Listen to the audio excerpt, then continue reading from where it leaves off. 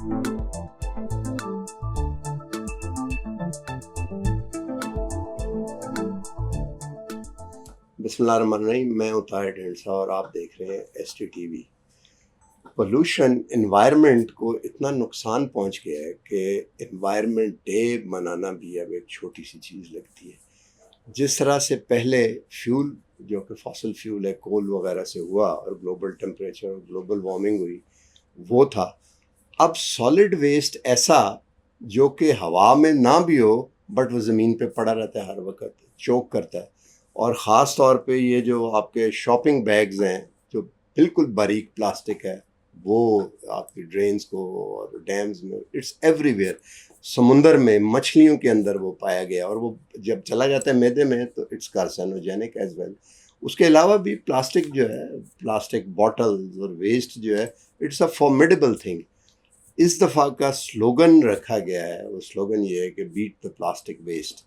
अब इसको किस तरह से किया जाएगा, जैसे कार्बन के बारे में तो वो कार्बन क्रेडिट्स और वो सारी एक अलग डिबेट जो है वो चलती है।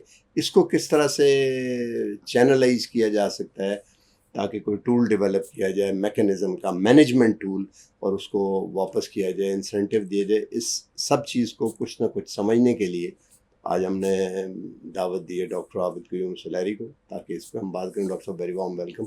थोड़ा सा कोई इसके बेसिक प्रेमाइज पे आप थोड़ी सी बात करें, फिर हम आगे चलें। मेरा ख्याल है प्लास्टिक की जो इन्वेंशन है वो मॉडर्न लाइफ, जो आज जिसको मॉडर्न लाइफ कह रहे हैं, उसमें एक नेसेसिटी बन चुकी है, उसे डिपिक्ट भी करती है। और अगर आप देखें कि जो पानी का 1 लीटर अगर आप ग्लास शीशे की बोतल में डालते हैं और वही लीटर अगर आप प्लास्टिक की बोतल में डालते हैं तो प्लास्टिक की बोतल का वज़न जो है वो 95% कम होता है शीशे की बोतल की निस्बत।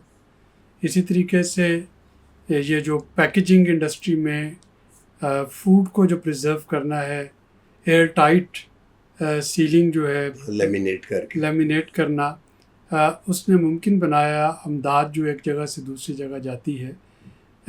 और यही अगर आप प्लास्टिक का मेडिकल में इस्तेमाल देखें तो जो डिस्पोजेबल सिरिंजेस हैं या आपकी जो ड्रिप्स हैं, अगर ये प्लास्टिक ना हो तो ये जो लाइफ सेविंग सारी टेक्निक्स हैं, ये शायद उस तरीके से इंसान जो था वो ना उनको अडॉप्ट कर पाता।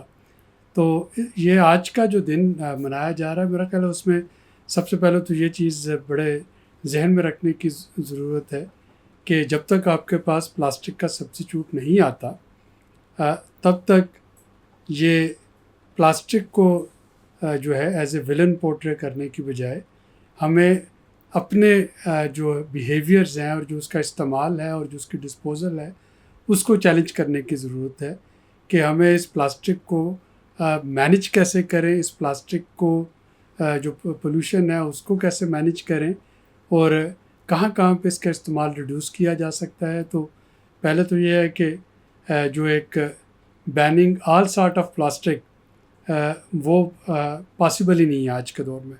आपकी सारी कंप्यूटर टेक्नोलॉजी आपकी डिपेंड करता सारे वो सब के सब इसके प्लास्टिक पॉलीमर्स पे डिपेंड करते हैं। टेफ्लॉन भी प्लास्टिक है जिसके जॉइंट डालते हैं, वही ना। तो मैं एक तो ये है कि प्लास्टिक के साथ आपको रहना है, लेकिन ये प्लास्टिक म्यूजियम्स ना बन जाए, इसको हमें कंट्रोल करना है। और वाक़तन इस वक्त वो हमारी अर्बन फ्लडिंग से लेके जो कि हमारे ड्रेन जिससे चोक हो रहे होते हैं, जो हमारी इस वक्त रूरल एरियाज़ की जो प्लास्टिक पोल्यूशन है वो सबसे ज़्यादा ख़तरनाक है, चूँकि खेतों में वहीं पे पेस्टिसाइड और वीडिसाइड का स्प्रे करके और वो जो टॉक्सिक बॉटल्स हैं वहीं पे फेंक दी जाती हैं, जो कि बाद में पानी के ज़रिए या बारिश के पानी के ज़रिए फूड चेन का हिस्सा बन जाती है, चेन का वो हिस्सा बन रही होती हैं।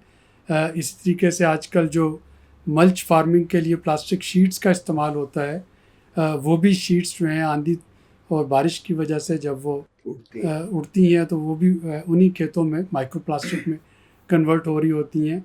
हमारा अपना जो शहरों का वेस्ट मैनेजमेंट ना होने की वजह से सारा प्लास्टिक जो है वो हमें एक न्यूसेंस की शक्ल जो है वो वाटर बॉडीज़ में मिलता है, तैयार कर चुका है। तो जो आज के दिनों में जो सबक जो दोहराना है वो ये है कि ये एक नेसेसिटी है मॉडर्न लाइफ के लिए, इसके बगैर गुजारा नहीं है।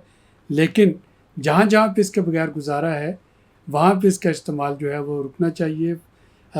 मैंने और आपकी जो जनरेशन है, हम हमेशा वो घर से कपड़ा लेकर रोटी लेने जाते थे, बर्तन लेकर दूध या दही लेने जाते थे, कपड़े के थैले लेके हम सब्ज़ी और ग्रॉसरी करने जाते थे। बिल्कुल। तो ये वो चीज़ें हैं जो कि अब मगरब जिसको सर्कुलर इकोनॉमी के नाम से अडॉप्ट कर रहा है, और हमारे यहाँ ये चीज़ें जो थी नापैद होती सदियों से चल रही थी, जो कि अब वो नापैद होती चली जा रही हैं। तो एक तो हमें उस शिफ्ट से बचना होगा और वहाँ पे हम इसको रिड्यूस कर सकते हैं। सेकंड, जो सिंगल यूज़ प्लास्टिक है उसको हमें बैन करना चाहिए। जो सिंगल यूज़ प्लास्टिक के जो शॉपिंग बैग्स हैं, जो थिन प्लास्टिक है, जाहिर है कि वो एक दफ़ा वो कन्वीनियंट बड़े हैं। कल मिसाल के तौर पे, ये रियल लाइफ है, मैंने घर जाते हुए 2 चीज़ें ख़रीदी गुजरते हुए। एक तो मैंने दही ख़रीदा खुला जो होता है, और दूसरा तरबूज ख़रीदा। अब इतनी इम्पोर्टेंट बात है कि जो 10-11 किलो का तरबूज था वो सिंगल प्लास्टिक के थैले में बारीक, बिल्कुल वेटलेस पेपर थिन, उसमें उसने डाल के दिया, और वो इतना मजबूत था कि उसके वज़न से वो थैला टूटता नहीं था, उठा के अब रफली उसको कर सकते। फिर जो दही है उसने डाल के उसमें दिया, और वो इतना मजबूत था कि आप दही को गाड़ी में सीट पे रख सकते हैं बग़ैर खौफ के कि ये गिर जाएगा। और प्राइस नेग्लिजिबल, बिल्कुल थोड़ी सी जो है जो इनबिल्ट हुई हुई। तो एक तो ये इसकी जो यूज़फुलनेस है ये। दूसरा ये है कि यूज़ करने के बाद जब हम फेंक देते हैं, चाहे हम उसे डस्टबिन में फेंकें और वो जो म्यूनसिपैलिटी वाला है वो कलेक्ट करके भी घरों से ले जाए, लेकिन जिस डंप में वो ले जाके फेंकते हैं वो फिर ओपन सोर्स पड़ा रहता है एंड इट गोज। तो जो जब उसको जलाया जाता है तो पोल्यूशन होती है, तो वो जो फ्यूम्स हैं वो फैलते हैं। बल्कि ये खाने पीने की चीज़ों में भी जो इस वक्त आपको दुकानदार हजरात देते हैं, पाकिस्तान में चूँकि ये स्टैंडर्ड नहीं कि ये फूड ग्रेड प्लास्टिक है या दूसरा है, तो इसमें भी ये खदशा हमेशा रहता है कि जब आप उसमें खाने पीने की चीज़ें मिलाते हैं तो क्या वो प्लास्टिक फौरी तौर पे डिग्रेड होकर उसमें कुछ ऐसे केमिकल जो हैं या उसके जो डाई है, क्या वो ह्यूमन या मैमल्स के लिए वो नुकसानदेह तो नहीं है। तो इस प्लास्टिक को रेगुलेट करने की ज़रूरत है। इसको हमें कैसे करें? एक तो मेरे जहन में 2 चीज़ें आती हैं। एक तो प्राइसिंग मैकेनिज़्म हो सकता है कि जो प्लास्टिक बैग्स हैं, जो सबसे बड़ी चीज़ है, कोई उसके ऊपर प्लास्टिक के ऊपर कोई प्यूनिटिव टैक्स लगाया, जैसे कोई इतना महंगा हो जाए कि उसको। दूसरा ये है कि जब इतना महंगा सर्विस में भी आ जाएगा तो जो कंज्यूमर लेके जाएगा वो फिर उसको डिस्पोजेबल नहीं समझेगा, वो उसे संभाल के रखेगा या व्हाटएवर जो भी हो। दूसरा, मैन्युफैक्चर उसको इस तरह किया जाए मोटा कि वो। दूसरी चीज़ जो है कि बिहेवियर चेंज के लिए लोगों को तालीम सेंसिटाइज किया जाए या क्या किया जाए। और इसमें सबसे बड़ी जो बात है वो ये है कि आप इसकी यानी बाकी सारी चीज़ें तो ज़रूर करें, लेकिन वेस्ट मैनेजमेंट को ठीक करें, ऑर्गेनाइज करें। इस वक्त हमारी जो मेजॉरिटी जो वेस्ट है वो इनफॉर्मल सेक्टर में जो वेस्ट कलेक्टर्स हैं वो कलेक्ट कर रहे होते हैं, जिनकी ना तो कोई हाइजीन का ख्याल रखा जाता है, ना उनके कोई वर्क एनवायरनमेंट, वर्क सेफ्टी का कोई ख्याल रखा जाता है। छोटे छोटे बच्चे होते हैं जो कि ये जो बड़ा रिक्शा है इस पे कूड़ा करकट जो है वो इकट्ठा कर रहे होते हैं। तो इसको, इस सारे सेक्टर को फॉर्मलाइज करने की ज़रूरत है। और फिर आपकी जो रिसाइकलिंग फैसिलिटीज़ और इंफ्रास्ट्रक्चर है वो होना बहुत ज़रूरी है। वेस्ट सेग्रीगेशन का होना बहुत ज़रूरी है। इस वक्त बहुत सा रिसाइकलेबल वेस्ट इसलिए रिसाइकल नहीं हो पाता कि वो ऑर्गेनिक वेस्ट में शामिल हो जाता है। ऑर्गेनिक वेस्ट आपकी गली सड़ी जो सब्जियां हैं, आपका बचा कुचा खाना है, आपका जो बाकी लिक्विड वेस्ट है, जब उसके साथ आप रिसाइकलेबल वेस्ट को भी मिला देते हैं तो जाहिर है कि वो फिर इस्तेमाल के काबिल ही नहीं रहता। तो जब तक आप उसकी प्रॉपर सेग्रीगेशन और इंफ्रास्ट्रक्चर फैसिलिटी नहीं बनाते यहाँ पर उसको रिसाइकल किया जाए, अल्टीमेटली तो चाहे आप उसकी कीमत जितनी मर्जी कर दें, जब भी वो फेंकेंगे आएगा तो वो इसी मेन फील्ड में आएगा, वेस्ट में आएगा ना। तो अगर उसने जाके जलना है, स्ट्रीम ही होगा। हाँ, तो अगर उसने जाके जलना है तो जाहिर है वो नुकसानदेह है। ये जो आप सेग्रीगेशन कर रहे हैं ये तो हाउसवाइफ या हाउसमेड उस लेवल पे ये तो हो सकती है, ये म्यूनसिपैलिटी का काम है। सो बेसिकली म्यूनसिपैलिटीज़ जो हैं उनको यानी लोकल लेवल पे हाउस होल्ड से ये स्टार्ट होता है, ये मेरे और आपसे स्टार्ट होगा। लेकिन ये वेस्ट कलेक्शन जो है, क्या वो सेग्रीगेटेड वेस्ट कलेक्शन हो सकती है? क्या हमारे जो बिन जो हैं वो अलग-अलग रखे जा सकते हैं। ये सिर्फ़ आपके ऑर्गेनिक आइटम्स के लिए, ये आपके प्लास्टिक के लिए, ये शीशे के लिए। अगर ये ऐसा नहीं मुमकिन है या ऐसा होता भी है तो क्या हमारे सार्फिन को ये शऊर दिया जा सकता है कि बाज़ारों में वो जब खाते हैं, मैं अभी भी देखता हूँ, जो मुझे सबसे ज़्यादा गुस्सा आता है कि लोग करोड़ों की गाड़ी में बैठे होते हैं और उसके बाद वो आपके आगे चलते हुए शीशा उतारते हैं बाहर फेंक देते और ऐसे करके वो अपना जो भी वो खा पी रहे होते हैं, जो अपना ट्रैश जो है बाहर फेंक रहे होते हैं सड़क पे।